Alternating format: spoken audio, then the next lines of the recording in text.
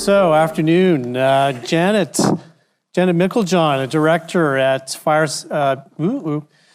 If I start to glow up here, it's not uranium, it's just jet lag, but that's what we're going to talk about, uranium. Forum Energy Metals, and Janet's a director at the company there. You've had a background in finance for more than 25 years with a strong network of investors, and you're able to kind of merge your expertise in strategy with this kind of network of investors, and that's what you're bringing to the company. So you're an early stage explorer. Yeah. And I think maybe you want to set the ground, like the uranium market, is kind of exciting these days. We've had the change in attitude in countries around the world. We had that low point with Fukushima. Yeah. Things are coming back again. How do you see things moving forward? Great question. So just as you referred to my background, so I spent 20 years in corporate finance and capital markets. And so I was actually around for the last cycle in uranium in 2006. So I was with National Bank, and we funded a number of energy metals, Paladin. So coming into this, I was fairly familiar with the uranium cycle and uranium business when I joined the board of Forum Energy Metals. And the first couple of years, I mean, it's been a big dearth for, over 12 years with Fukushima. And it's interesting, I was at the World Uranium Symposium here in London in September, and where it's really, that's more largely the industry players. So, the CEOs of Orano and Cameco and the people that are constructing the reactors, et cetera. And the theme was essentially like, we're on the cusp of another great opportunity. Let's not screw it up this time. And that's everything from, the ability to construct reactors all the way through enrichment, all the way back to, actually finding the uranium. And I think it is a super exciting time. I mean, we've had, in the last 6 months, we've had 25 countries that have signed a declaration saying that they're going to triple uranium, nuclear energy by 2050. So that's amazing. I think the thing that impacts, or that could impact Forum directly and more importantly is this bifurcation. I think PurePoint talked about it yesterday as well, this bifurcation in the market where 70% of the demand comes out of the West and 75% of the supply is coming out of the East. And companies like Kazatomprom, who are 40% of the market, have now committed to selling 50% to China. China, right. And then you've got, the US and Russia putting sanctions on each other. So what we need is a new uranium district in the West. And while we have Athabasca, which has, the astronomical grades compared to the rest of the world, it still only represents 15% of world supply. So even if you ramp it up, add a few more mines, it's not going to solve the problem. So we need that new district, and that's what we're looking for. And maybe it's a bit further north, is it? It is very north. So, so there's a bit of a challenge there in Nunavut. So so the basin is called the Theon Basin. It's a geologic analog to the Athabasca. So meaning that same age of rock, same type of rock, we're up there looking for the same basement-hosted unconformity type deposits that are large and high grade. The difficulty is, and there has been exploration up there since the 70s, but it's been very sporadic and very little has been invested, and it's largely because it's the middle of nowhere with no infrastructure and it's very expensive. So Orano's up there, right? Orano's up there. Large project there. It's, how do you say it, Kikavik? Yeah, Kikavik. So they have 133 million pounds, which they developed. Well, they actually made the discovery back in the 70s. They developed and made 2 more discoveries in the late 80s. And then in 2006, they were up there actually trying to develop and move it towards production, which they did a great job at. They applied to the government of Nunavut, did an application process to build a mine. The mine was supposed to have a 14-year mine life, 10.5 million pounds of production a year. Right. They ticked every box, which is so difficult in Canada, ticked every box, but wouldn't commit to when they would build it, largely because Fukushima happened, they didn't know what was going on in the market, so the government didn't grant them the permit. But in theory, all the work has been done, it's all been filed. If at some point in time they wanted to restart that process, they'd have to redo some of the environmental, but it wouldn't be a normal long process. Now, and you're kind of exploring around them. We actually do. Our property, we have 95,000 hectares, which we staked in 2021, and we actually surround their property.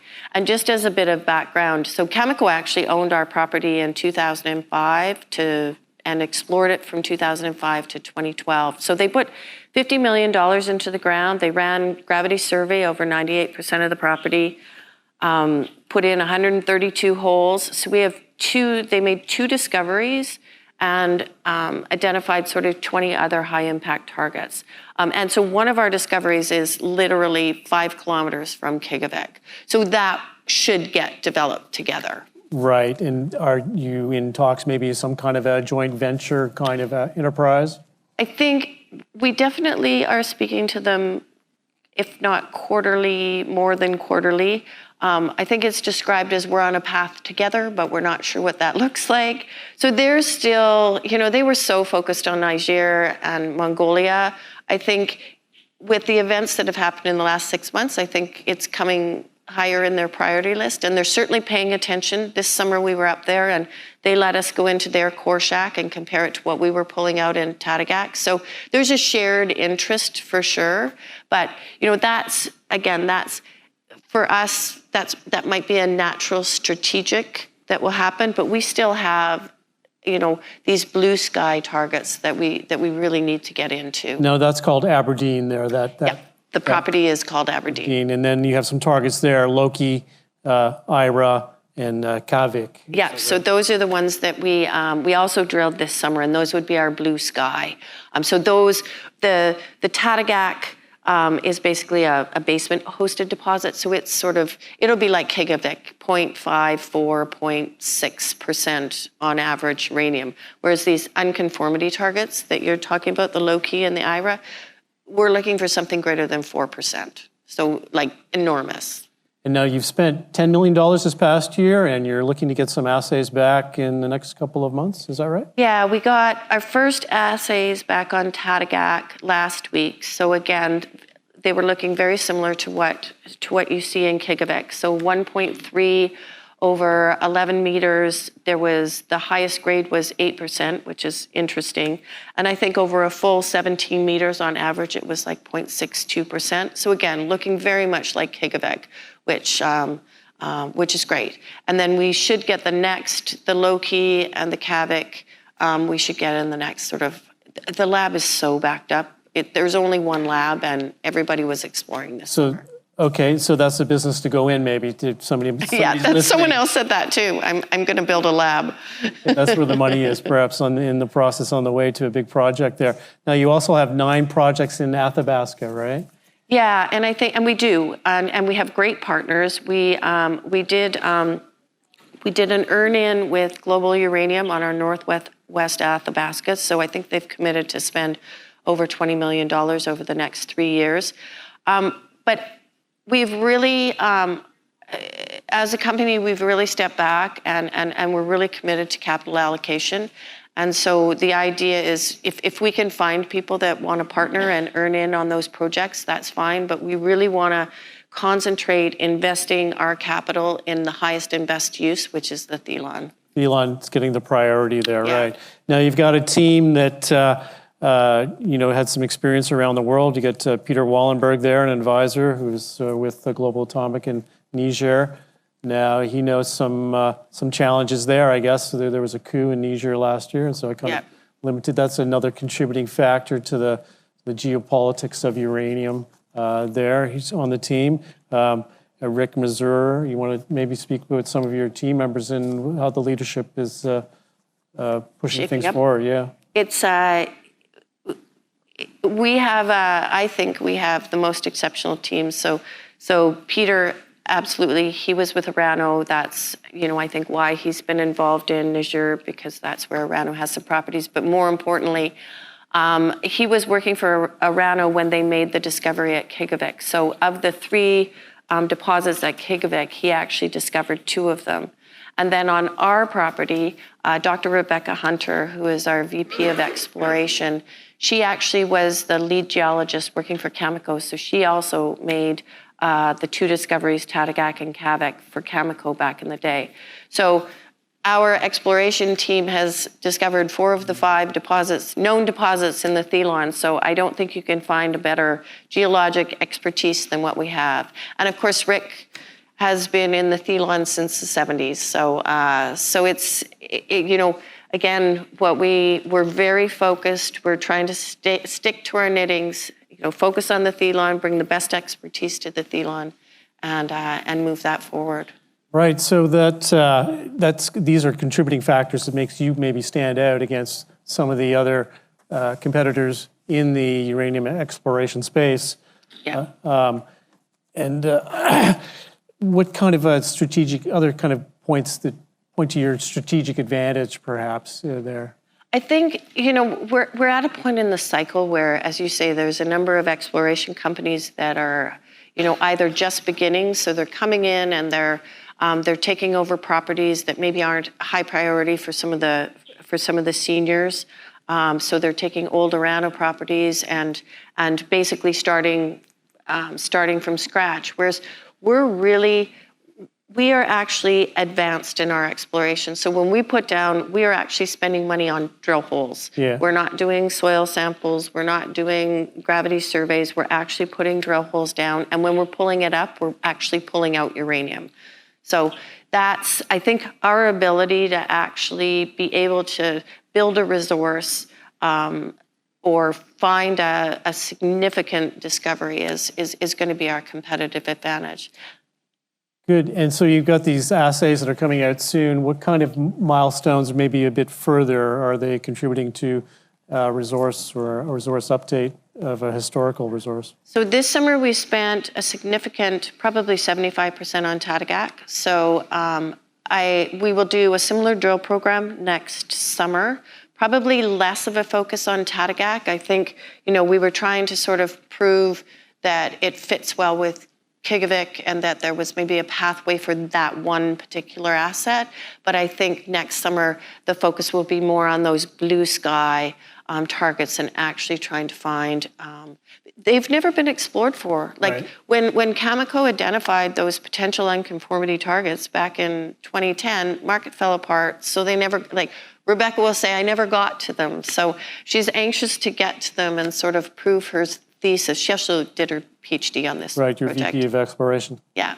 So I think that will be the excitement, is sort of stepping into some of that blue sky and seeing if we can actually find one of those unconformity deposits. Now, you've got your team's a lot of experience in the far north there, but there are some challenges, and maybe you're working a lot with the locals there as well, and maybe gaining some social license. How is the integration going with some of the communities up there? Well, first and foremost, which is interesting, is Nunavut actually has settled its land claims. So you're dealing with one entity, which is the government. Right. But again, as someone said to me, that doesn't mean that, that's one social license you can ruin. So we've actually been quite active. Our VP of Community Affairs is actually the ex-mayor of Baker Lake. Okay. So he's provided a lot of wisdom because it's a different community. So understanding the culture and the history, it has been a big step for us. We also have external advisors as well that have lots of experience in Nunavut, and it's the little things where you make a difference. We had a ball clinic to teach teenage girls how to play softball this summer. And the most interesting one, and I didn't realize how often this happens, but one of the community members from Baker Lake went out hunting and got lost. Uh-oh. And apparently it happens quite often. They don't necessarily have GPS the way you would think. And so they borrowed our helicopter for 3 days on a search and rescue mission. So, which is... And it turned out... No, it's not a happy ending. Oh. But at the end of the day, like being part of the community and being able to step in and help Right. and help the RCMP, and because they don't have those, I mean, and yes, I'm sorry, it wasn't a happy ending. That's unfortunate. But it's the fact that we were there and able to help them and give the family comfort that someone was actually doing something.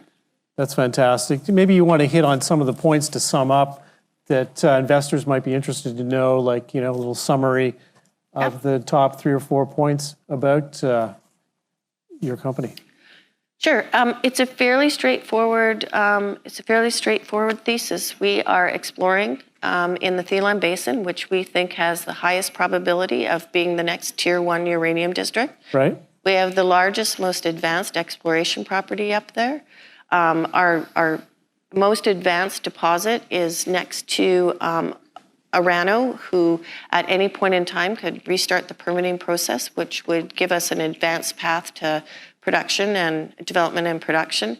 And we have the best exploration team in terms of their expertise on the Theon Basin. So I don't think there's anyone that can add any more value than we can to that property. That's fantastic. Thanks very much, Janet. I might pass the mic to Anthony to see if there are any questions from the audience.